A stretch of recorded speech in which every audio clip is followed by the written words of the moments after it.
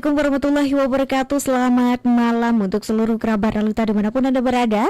Aida Clarissa kembali menyapa Anda kerabat tentunya dalam rangkaian program Inspirasi Kita edisi malam hari ini di Senin malam tentunya untuk kerabat Realita dimanapun Anda berada. Seperti biasa, program Inspirasi Kita ini akan menemani Anda selama formasi 1 jam ke depan dengan menghadirkan berbagai kisah-kisah inspiratif dan orang-orang yang tentunya hebat sekali dalam berbagai sektor yang mereka geluti begitu. Dan Aida Clarissa spesial pada malam hari ini sudah bersama dengan satu orang narasumber yang akan memberikan kisah-kisah inspiratifnya juga dan memberikan berbagai kisah-kisah kesuksesannya dalam mengatur berbagai event-event besar baik di Pamekasan, Jawa Timur maupun nasional, dan juga merupakan seorang penyanyi religi asal Kabupaten Pamekasan.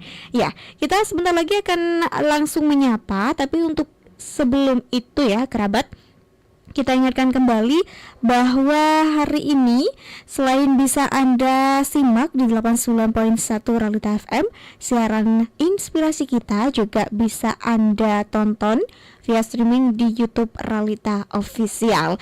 Ya, selamat malam tentunya untuk seluruh kerabat Realita dimanapun Anda berada. Senin malam Selasa, program Inspirasi Kita ini juga akan menemani Anda di sela-sela istirahat seusai sholat Isya tentunya. Dan kita langsung ke narasumber kita pada malam hari ini. The one and only sudah ada di studio Realita FM pada malam hari ini. Ada Bapak Fariji Daud selaku owner dari CV Cahaya Nusantara. Assalamualaikum, selamat malam. Selamat malam, waalaikumsalam. Ya, kita panggilnya Pak Fariji ya. Ya. Ini merupakan owner dari CV Cahaya Nusantara. Kita akan bahas lebih dalam lagi tentang tema yang kita angkat pada malam hari ini mengenai sosok Fariji Daud, sang promotor event dan penyanyi religi asal Pamekasan. Nah, ngomong-ngomong tentang penyanyi, boleh dong nyanyi dikit? Oh gitu ya. Oke, sebaris deh boleh lagu yang pernah ditulis atau sedang dipromosikan oleh Pak Fariji nih. Silakan nih Pak. Oke, kemarin saya udah launching lagu ini ya, terbaru. Kebetulan sudah bisa dinikmati di semua playlist digital store ya. Ini adalah merupakan lagu terbaru dari saya yang sengaja memang saya tulis untuk kawan saya. Judulnya Menunggu Waktu. Oke, boleh nih di-spill sedikit lagunya. Kita di refnya aja ya. Boleh. Kau pergi meninggalkan kita, begitu cepat waktu tak berlalu. Selamat jalan kawan, semoga kau tenang di sana, tempat terindah telah kau temukan. Oke, luar biasa. Profesional memang beda nih Pak. Ditembak dikit langsung jadi ini. Oke, pada malam hari ini kerabat Realita selain membahas tentang Pak Fariji yang juga seorang penyanyi religi asal Pamekasan, ternyata beliau ini juga seorang promotor event. Iya. Nah, kita mungkin mulai dulu nih dari kabar kali ya. Tadi udah ditembak suruh nyanyi. Nah, sekarang kita tanya kabar dulu. Oke. Gimana ini punya kabar? Baik, alhamdulillah dalam keadaan sehat ya.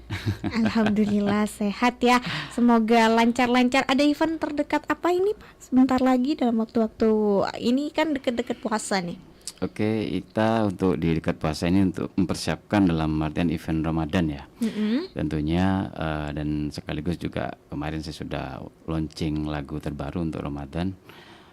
Untuk ke depan ini saya bikin karena di mana dulu di event ya. Di event dulu ya.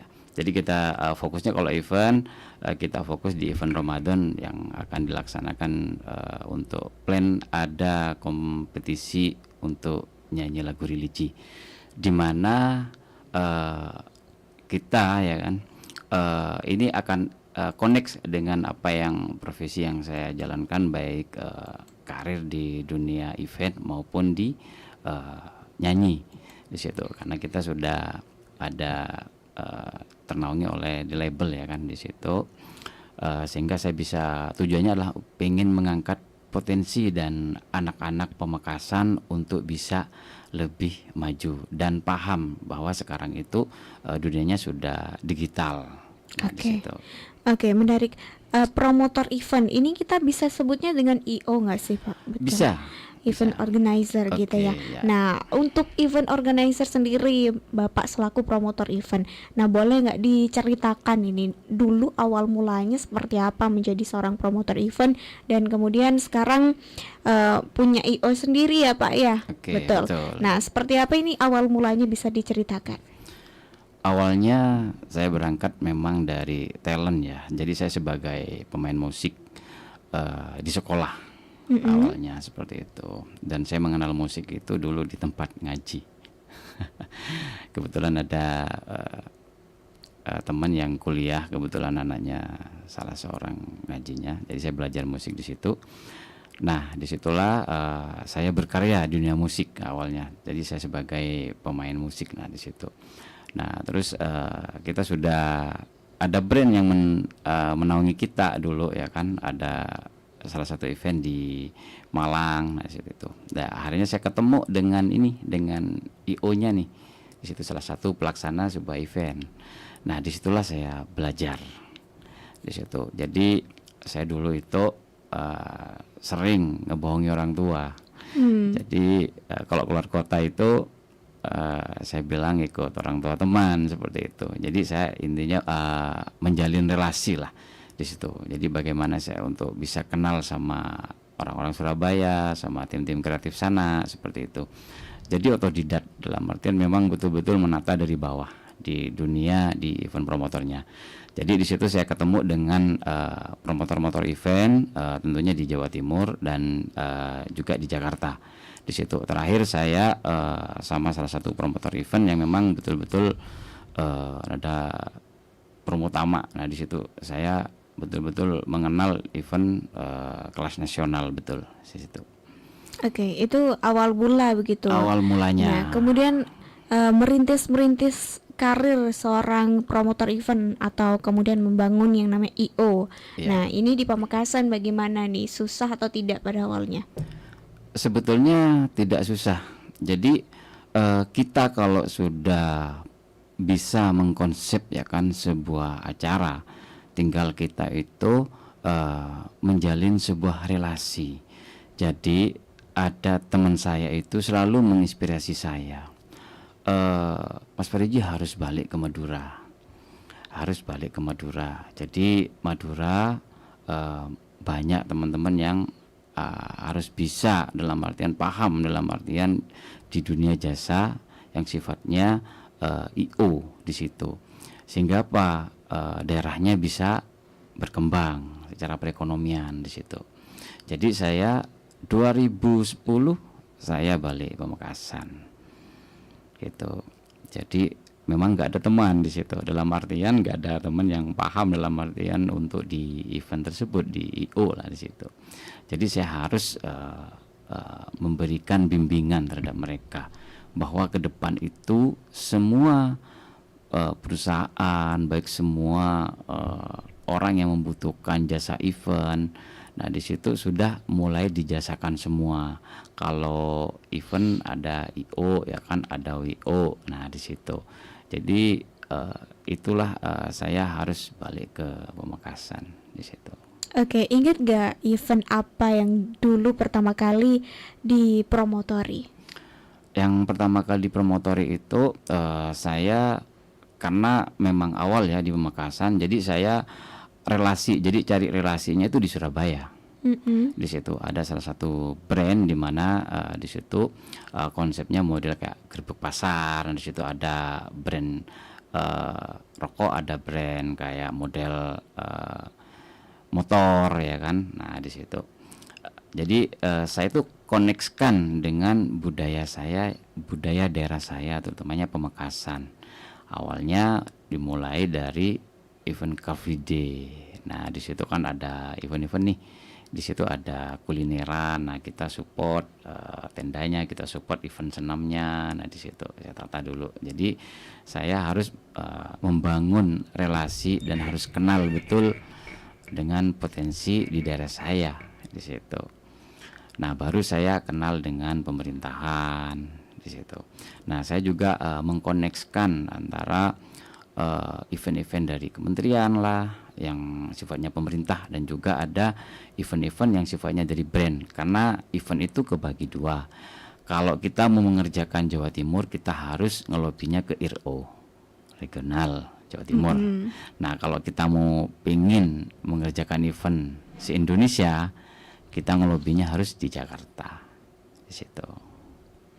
Oke, apa salah satu event yang menurut Pak Fariji ini luar biasa begitu dan membekas menjadi sebuah pencapaian? Akhirnya saya bisa nih nge-EO-in acara yang selama ini saya idam-idamkan banget nih. Ada nggak yang membekas salah satunya? Mungkin bisa diceritakan. Ada. Jadi kebanggaannya di dunia event ini, terutamanya kita memegang event besar ya. Jadi kita bisa mendatangkan artis dari ibu kota dan bisa mengkolaborasikan dengan potensi di Pamekasan. Nah, disitulah saya bisa mengangkat budaya Pamekasan lewat dari semua paguyuban baik tari ya kan, terus juga talent-talent teman-teman kreatif yang di Pamekasan, sehingga disitulah kita terjalin dalam artian wujud kebersamaan, di mana daerah saya bisa terangkat dan bisa ke bawah untuk nama Pamekasannya di situ. Oke, ada event-eventnya macam-macam berarti ya Pak ya? Macam-macam. Ada musik juga kah? Atau Ada. seperti apa lagi nih? Misal event-event kebudayaan begitu ya? Iya. Apa saja nih yang biasa Bapak promotorin sejauh ini? Sejauh ini karena di Pamekasan ini banyak event ya, ada event yang modelnya seperti MTQ lah, terus juga ada yang sifatnya dari kebudayaan, terus juga ada yang sifatnya event dari kesehatan. Nah, di situ. Jadi semua segmen ya kan, di situ saya selaku dari promotor event itu, bagaimana saya sebagai penyampai terhadap keinginan program yang mereka bikin untuk bisa masyarakat itu kenal di situ. Oke, berarti ada banyak rembukan-rembukan begitu untuk kemudian memunculkan sebuah event yang besar dan megah itu. Jadi ada keinginan dari si penyelenggara dan juga ada pandangan dari promotor begitu. Betul. Jadi dari pihak yang mau membuat event ya kan, nah di situ kan ada program nih. Nah, baru nanti kita dikemas sama kita kemas bagaimana apa yang menjadi programnya mereka itu bisa tersampaikan terhadap masyarakat luas, terutamanya Pamekasan dan luar Pamekasan. Nah, disitulah fungsi kita sebagai promotor. Situ. Oke, berarti ini bisa dikatakan bahwa promotor itu yang mengurus semua keseluruhan acara atau seperti apa? Semua keseluruhan acara. Oke, luar biasa ini berarti. Persiapannya bisa minimal deh, kalau acara kecil-kecilan itu bisa berapa hari, atau kalau sampai acara yang paling besar sejauh ini pernah dipegang bisa sampai berapa lama persiapannya? Kita itu terbiasa deadline ya. Karena event itu ada yang terjadwal, ada yang dadakan di situ. Tapi kita sudah ada kantor khusus kan, ada tim desain nih, terus juga ada tim produksi, ada tim PO, project officer, di mana itu yang menata untuk di lapangannya di situ. Nah, karena tim kita ini sudah siap, event kapanpun bisa kita laksanakan. Oke, berarti ada juga tuh yang sistem SKS begitu, sistem kebut semalam juga ada. Ada sering. Nah, ini manfaatnya ya, kita tidak bekerja pada saat harus ada event. Tidak ada event pun kita bekerja. Seperti apa ini, bisa dikasih gambaran? Oke, nah yang namanya kantor IO itu dimana harus tim desain, tim konseptor, tim marketingnya juga di situ. Jadi saya kolaborasi dengan pondok-pondok juga. Jadi kita itu juga ada mendidik juga untuk tim kreatif yang ada di pondok, kita tarik ya kan, kita berikan pengalaman terhadap mereka. Misalnya ada tim desain, ada tim foto. Nah, di situ. Jadi mereka sebetulnya lebih potensi dan lebih rasa memiliki di sebuah event itu lebih tinggi di situ, karena niat belajarnya tinggi di situ. Jadi banyak aspek yang di luar yang kita bisa serap dan kita bisa manfaatkan lah, dalam artian mereka bisa mengekspresikan apa yang dia inginkan di situ dari semua potensinya mereka di situ. Misalkan kayak fotografi, dia senang foto nih, nah kita ajari ya kan, kalau event itu cara motonya seperti ini. Nah ada yang mereka itu senang boga ya kan, misalkan nih, oh ini kalau yang senang boga, cara pengaturannya kalau nata makanan seperti ini, nah, seperti itu. Jadi banyak aspek, disinilah saya senang, saya sebagai promotor event tuh senang dalam artian di pekerjaan ini, karena banyak bisa membantu potensi-potensi pemuda Pamekasan itu untuk lebih kreatif di situ dari semua segmen. Oke, sebelumnya backgroundnya apa nih ya Pak Fariji? Background pendidikannya? Ya, pendidikannya saya apa ada kaitannya juga dengan dunia event-event? Ada juga. Saya kan TI ya kan, ya okay. gitu. Jadi saya TI, di situ ada kaitannya, karena di TI itu kan kita pemikir, kita bikin algoritma lah ya kan, kita bikin program apa. Nah di situ kita kalau saya dirubah mindsetnya, jadi kita lebih untuk membuat sebuah algoritma itu adalah diperuntukkan untuk kita berpikir marketing di situ, jadi lebih ke sana gitu. Jadi nggak fokus di TI-nya lah di situ. Jadi lebih ilmu TI-nya saya larikan ke marketing di situ.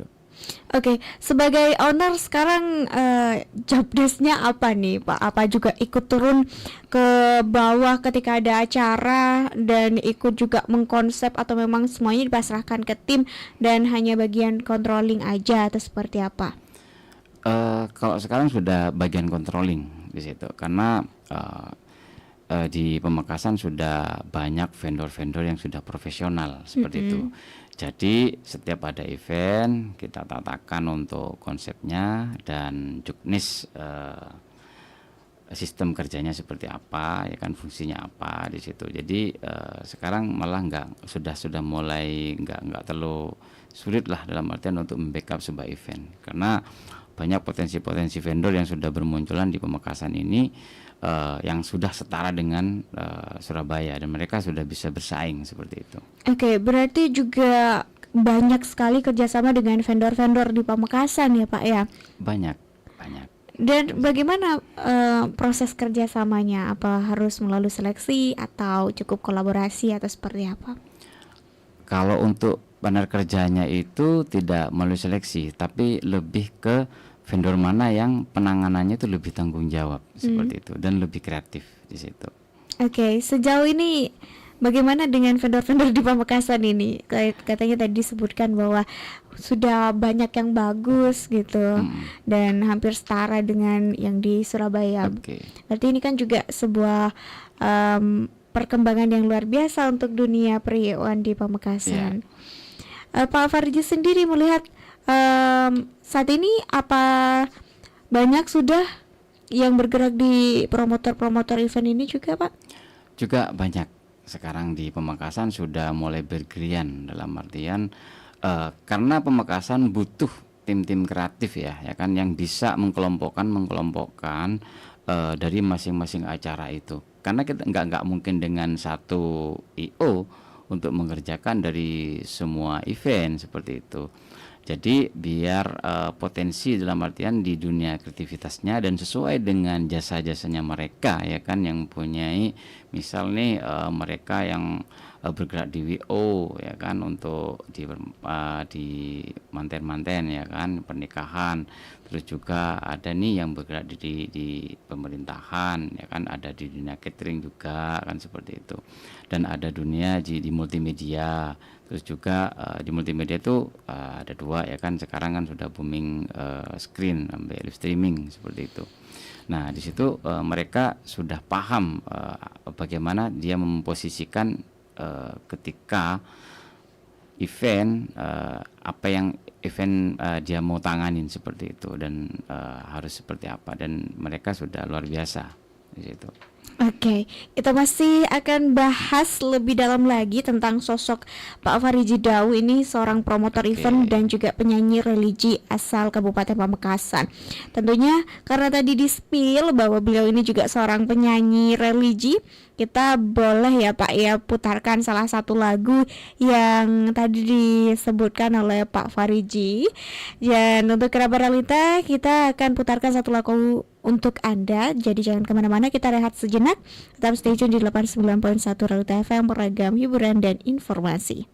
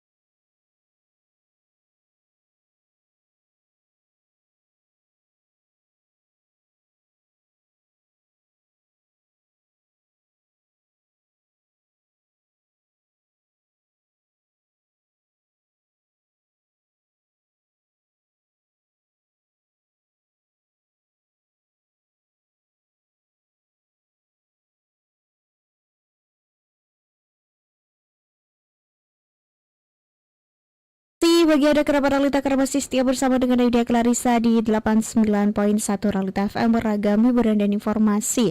Masih setia bersama dengan Aida Clarissa kerabat dalam rangkaian program Inspirasi Kita edisi malam hari ini, dan kita masih bersama dengan narasumber kita di studio Realita FM pada malam hari ini.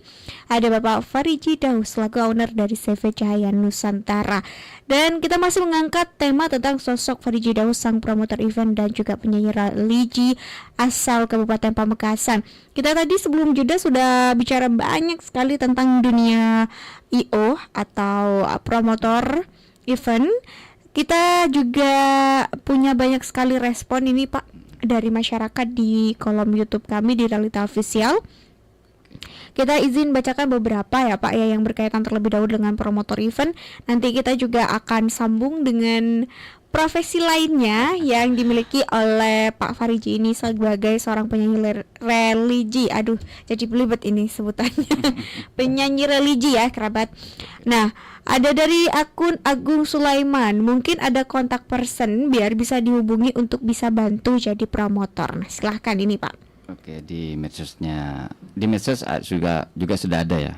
Kalau kita teman-teman butuh jasa di IO ya kan, sudah kita sediakan kok di medsos kita, ada di Fariji Daus ataupun di IG-nya Cahaya Nusantara.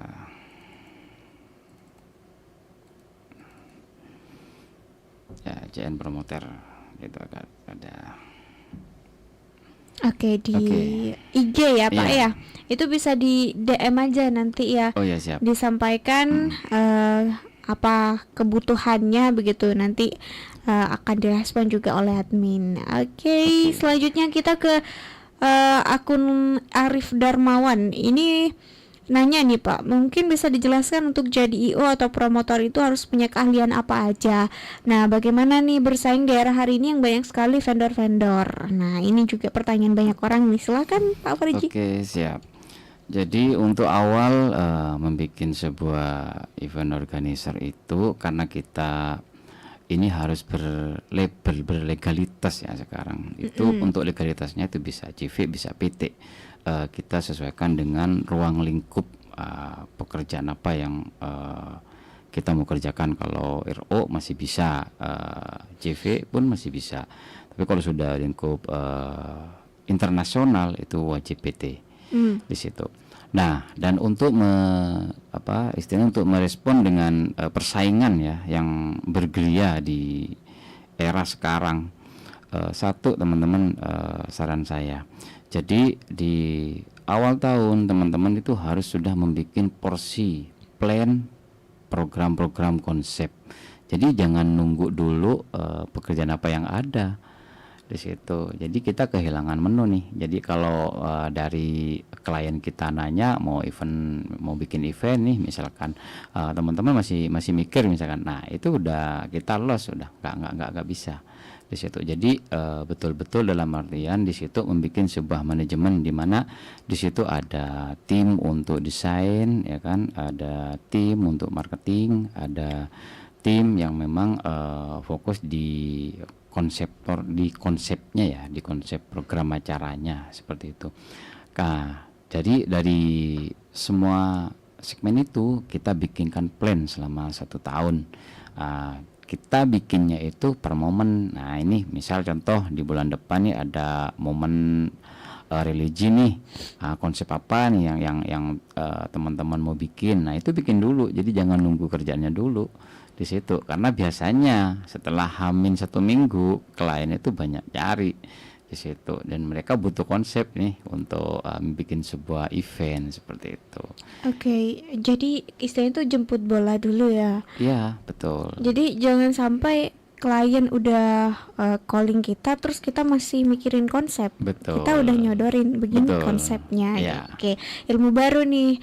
Karena tiap tahun Realita ngadain event juga meskipun event kecil-kecilan. Oke. Kita ke informasi ya. Beberapa komenan lagi ini. Jadi banyak mungkin yang penasaran ini Pak. Karena ada semacam review mungkin pernah terlibat atau seperti apa ini mengenai ini CEO yang paling banyak dipakai mau event apapun. Pokoknya gak rugi deh kalau pakai jasa vendornya, yang ada malah kita untung banget dan acara pasti lancar, dari akun Dwi Anggara ini. Ada juga dari akun Eva Magdalena. Sudah berapa tahun Kak buat vendor event, dan boleh dong kasih dikit pengalaman yang gak enak waktu ngehandle acara. Kita tadi bicaranya yang enak-enak terus kan ya. Nah ini boleh diceritakan mungkin pengalaman yang tidak enaknya dan dari tahun berapa merintisnya. Oke. Jadi saya kembali di 2010 untuk Pamekasan ya. Dimana di situ saya masih membuat sebuah relasi ya kan, membuat sebuah tempat untuk partner lah, menjaring partner untuk bisa kita ajak event. Nah ada pengalaman yang unik yang mungkin ini perlu hati-hati ya. Jadi setiap kita itu membuat sebuah kontrak terhadap klien kita, itu teman-teman itu harus betul-betul detail di situ ya kan, apa aja yang akan dikerjakan, terus juga problem solvingnya itu perjanjiannya seperti apa. Nah di situ kenapa? Karena event itu banyak mendatangkan masyarakat ya lingkupnya. Misalkan nih kalau event kayak konser nih, di situ rata-rata kan kita mendatangkan massa banyak, di mana kita itu harus betul-betul perfect dalam artian mengatur di perizinannya di situ. Jadi urus dulu perizinannya sesuai dengan apa yang memang menjadi aturan di masing-masing kota. Misalkan nih kalau kita misalkan bikin event di Pamekasan, apa sih, bagaimana sih koneksinya untuk perizinan, terus juga Sumenep, misalkan Bangkalan sama Sampang. Nah itu beda-beda di situ. Kenapa? Karena izin merupakan pondasi utama, dalam artian kenapa? Karena itu kita harus betul-betul kerjasama. Event apa yang mau kita bikin? Misalkan salah satu contoh konser nih, dari semua kota Pamekasan itu nggak semuanya menerima event konser, apalagi DJ-DJ-an. Nah di situ. Teman-teman juga perlu dalam artian berpikir keras di situ. Karena pengalaman saya, bagaimana sih melihat dan menangani event ketika event itu digagalkan. Nah di situ sebetulnya sebelum digagalkan kita itu sudah harus hati-hati dalam artian pembikinan kontrak itu.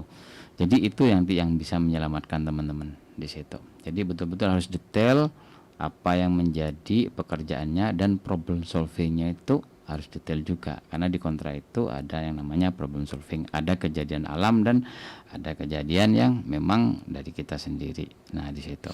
Oke, ada juga nih yang nanya tentang event paling besar yang pernah dihandle apa ya Kak?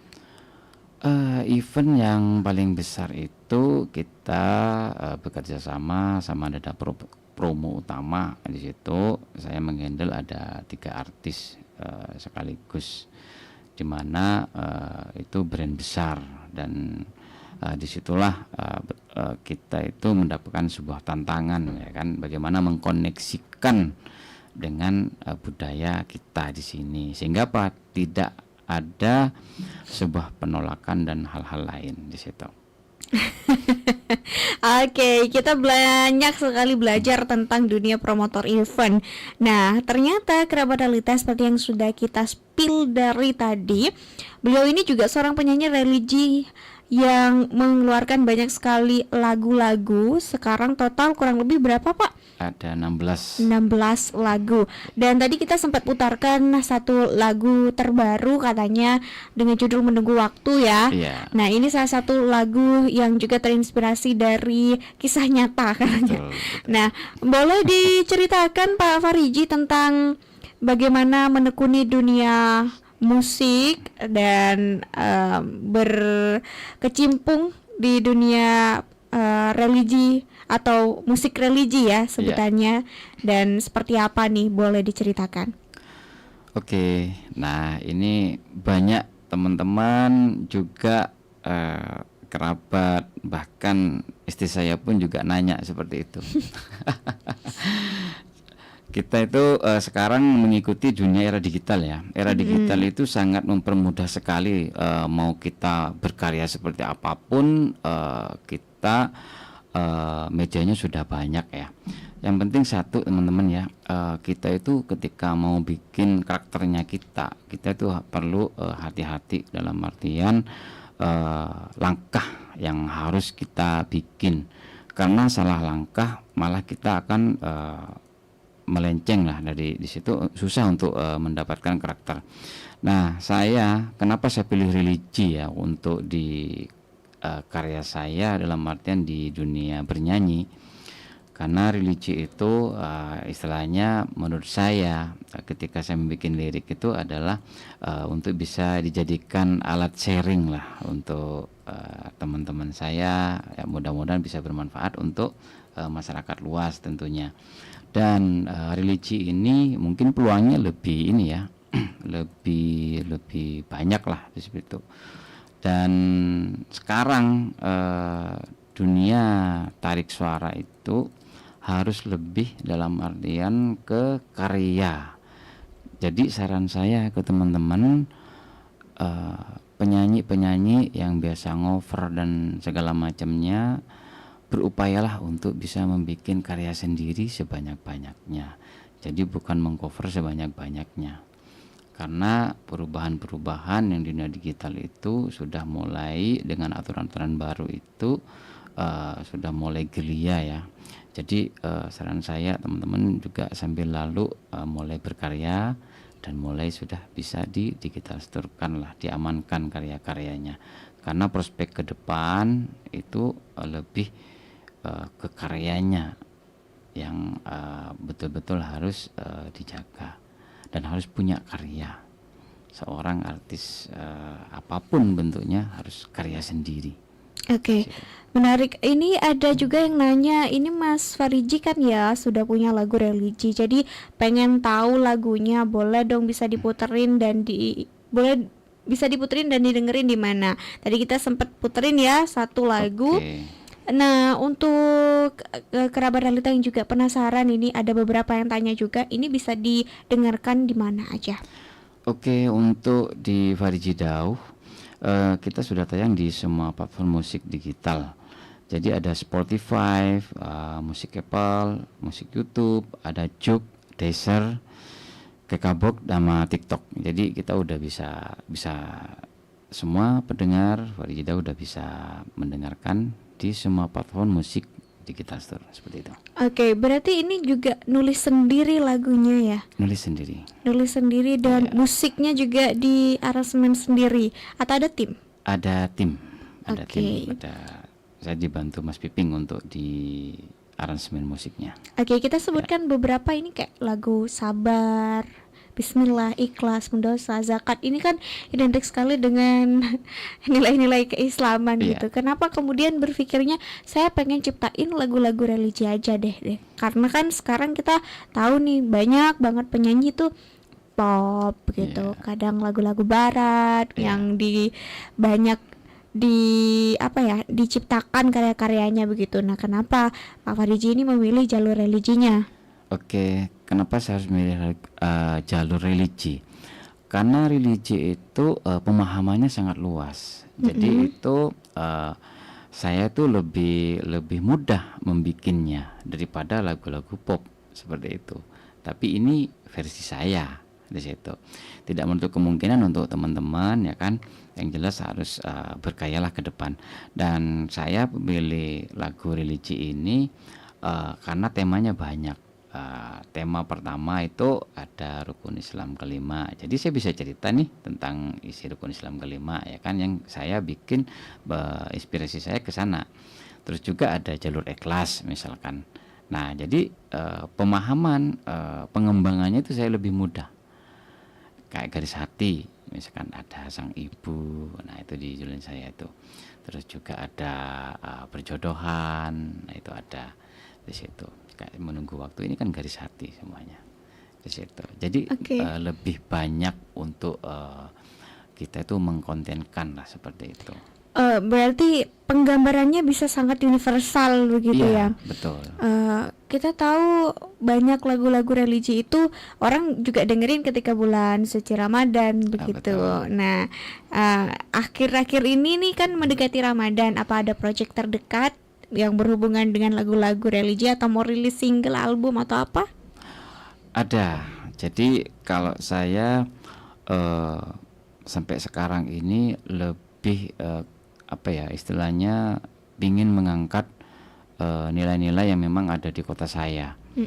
Jadi ketika saya memang sudah mempunyai link di Jakarta lewat label ya kan, nah saya sama label di Indonesia Record itu diberikan wadah yang namanya Amanah Madura Record, di mana itu bisa mencari potensi-potensi bibit-bibit penyanyi yang ada di Pamekasan untuk bisa kita publiskan secara luas di situ.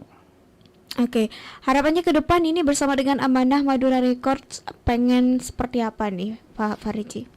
Jadi untuk Amanah Madura Record ini sekarang kan sudah dunianya digital. Jadi Amanah Madura Record ini adalah rumah untuk bisa berkarya dan terlindungi untuk semua karya-karya baik dari semua segmen penyanyi, dari anak-anak maupun umur 70 kita bisa.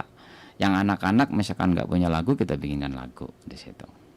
Oke, terakhir mungkin dari sosok Pak Farici Daud ini selaku seorang promotor event dan juga penyanyi religi, harapan ke depan ataupun cita-cita besar yang ingin diwujudkan dalam waktu dekat, dan juga selain itu bisa memberikan apa ya ke kita tuh semacam Motivasi. kok susah ya ngomongnya, motivasi supaya kita tuh bisa menekuni banyak hal tapi nggak keteteran begitu. Ini kan anggap satu promotor event, satunya lagi masih nyanyi religi. Nah ini kan bisa banyak hal dilakukan tapi tetap bisa menghasilkan sesuatu yang maksimal.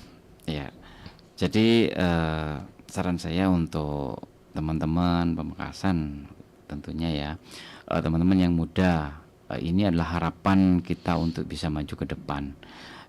Teman-teman, satu, jangan malas, karena sekarang ini sudah banyak ruang-ruang yang kita jasakan. Nah, terus juga manfaatkan waktu sekecil apapun itu untuk bermanfaat baik diri sendiri maupun ke orang lain di situ, dan menata manajemen dengan baik dengan tujuan kemaslahatan. Oke, terima kasih Bapak Farici Daud, owner CV Cahaya Nusantara.